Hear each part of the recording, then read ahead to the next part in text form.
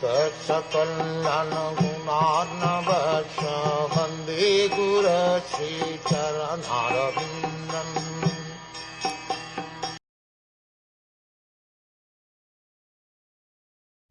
My dear Vidur, by following the principles instructed by Kapil, Devhuti soon became liberated from material bondage, and she achieved the Supreme Personality of Godhead as Supersoul without difficulty.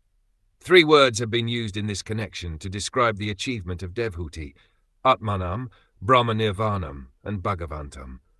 These refer to the gradual process of discovery of the Absolute Truth, mentioned herein as the Bhagavatam. The Supreme Personality of Godhead resides in various Vaikuntha planets. Nirvana means to extinguish the pangs of material existence. When one is able to enter into the spiritual kingdom or into spiritual realization, one is automatically freed from material pangs. That is called Brahma Nirvana. According to Vedic scripture, Nirvana means cessation of the materialistic way of life. Atmanam means realization of the Supersoul within the heart. Ultimately, the highest perfection is realization of the Supreme Personality of Godhead. It is to be understood that Devhuti entered the planet which is called Kapil Vaikuntha. There are innumerable Vaikuntha planets predominated by the expansions of Vishnu. All the Vaikuntha planets are known by a particular name of Vishnu. As we understand from Brahma Samhita, Advaitam Asyutam Adim Ananta Rupam.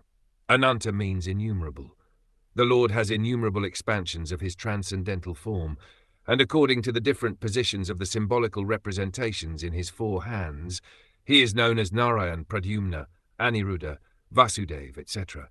There is also a Vaikuntha planet known as Kapil Vaikuntha, to which Devhuti was promoted to meet Kapil and reside there eternally, enjoying the company of her transcendental son.